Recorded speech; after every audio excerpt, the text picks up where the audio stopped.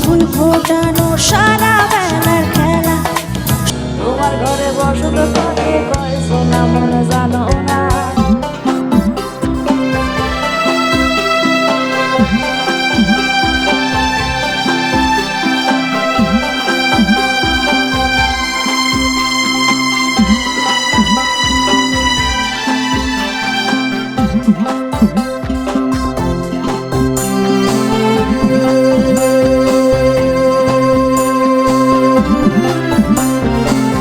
ঈদ মোবারক।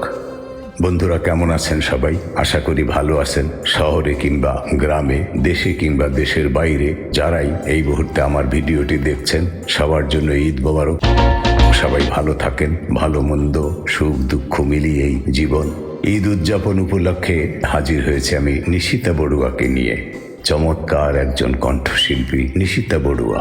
তখন তোমার 21 বছর বোধ হয়, যেখানে মূলধারার পপ ও প্লেব্যাকের তারকা, বাংলা আধুনিক গানের উদীয়মান শক্তি। আমার চ্যানেলের বর্তমান ধারার সাথে সামঞ্জস্য রেখে আমি নিশিতা বড়ুয়ার একটি পূর্ণাঙ্গ আকর্ষণীয় বায়োগ্রাফি স্ক্রিপ্ট নিয়ে আপনাদের কাছে হাজির হয়েছে। বন্ধুরা, মুক্তল হোসেন মুক্তি। আমি একজন কণ্ঠশিল্পী, একজন সঙ্গীত শিক্ষক এবং একজন মুক্তিযোদ্ধা। আমি কোনো ভাতা গ্রহণ করি না। বন্ধুরা, এই বুড়ো বয়সে ইউটিউবে কাজ করে সময় পার করি এবং ইউটিউব আমাকে কিছু খরচপাতি দেয়। হ্যাঁ, আমি বৃদ্ধ মানুষ, আমার বাংলা উচ্চারণে ভুল ত্রুটি ক্ষমা করে দেবেন।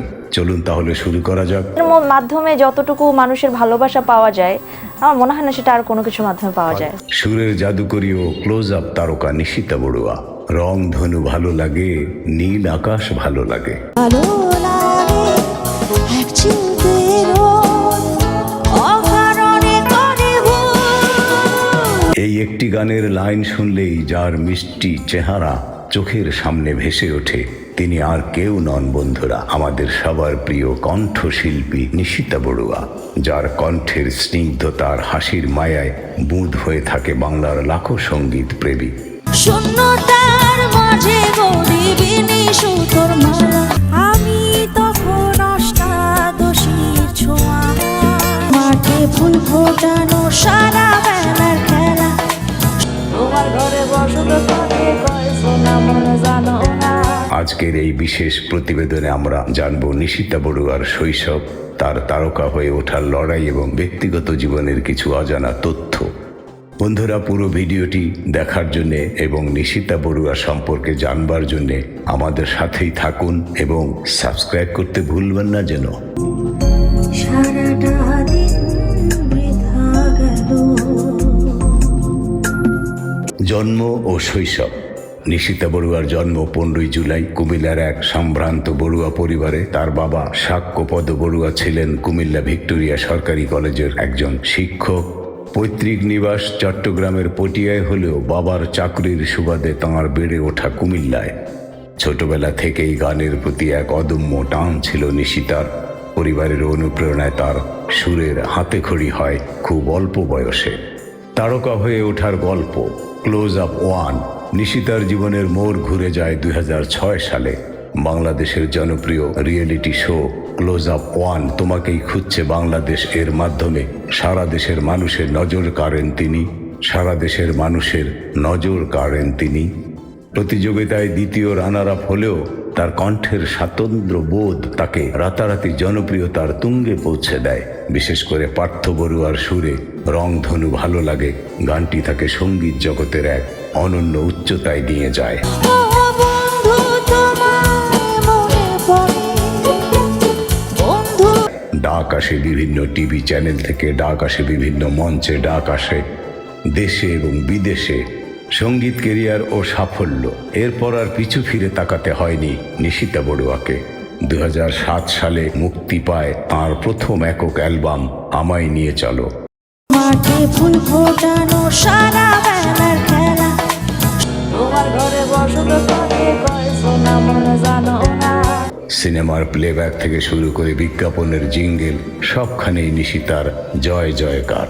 কেবল দেশেই নয়, ভারতের টলিউডেও তিনি নিজের প্রতিভার স্বাক্ষর রেখেছেন। তার কণ্ঠের বায়াবী জাদুতে মুগ্ধ হয়ে অনেক প্রখ্যাত সঙ্গীত পরিচালক তাকে দিয়ে গান করিয়েছেন এবং ভারতেও বিভিন্ন, বিশেষ করে পশ্চিমবঙ্গের বিভিন্ন মঞ্চে, বিভিন্ন বড় বড় জাতীয় অনুষ্ঠানেও সঙ্গীত পরিবেশন করেছেন নিশিতা বড়ুয়া। শিশু পুরস্কার সহ অসংখ্য সম্মাননা পেয়েছেন এবং বর্তমানে লোকসঙ্গীতে দাপিয়ে বেড়াচ্ছেন। পর্দার পেছনের নিশিতা কেমন? তার চেয়েও ভালো লাগে তারার উঠোনেতে জেগে থাকা সে। 2021 সালের 24শে ফেব্রুয়ারি তিনি বিবাহ বন্ধনে আবদ্ধ হন পেশায় ব্যাংকার দীপঙ্কর বড়ুয়ার সাথে। দীর্ঘ 4 বছরের প্রেমের পরিণতি ছিল এই বিবাহ। যদিও মাঝে মধ্যে সোশ্যাল মিডিয়ায় তার সংসার নিয়ে নানা রকম গুঞ্জন ওঠে, তবে নিশিতা সবসময় তার ব্যক্তিগত জীবনকে আড়ালে রাখতে পছন্দ করেন। তিনি বিশ্বাস করেন একজন শিল্পীর পরিচয় তার গানে, তার শিল্পে, ব্যক্তিগত চর্চায় নয়। তাই বন্ধুরা, কারো ব্যক্তিগত বিষয়গুলো আমরা ঘাটাঘাটি না করে, শিল্পীকে হেয় প্রতিপন্ন না করে তার ভালো দিকগুলো তুলে ধরাই আমাদের এই চ্যানেলের মূল লক্ষ্য। নিশিতা বড়ুয়া মানেই একরাশ স্নিগ্ধতা। তার সুরেলা পথ চলা আরও দীর্ঘ হোক। ঈদের এই খুশির দিনে এটাই আমাদের কামনা। আমার এই প্রতিবেদনটি আপনাদের কেমন লাগলো তা কমেন্ট করে জানাতে ভুলবেন না।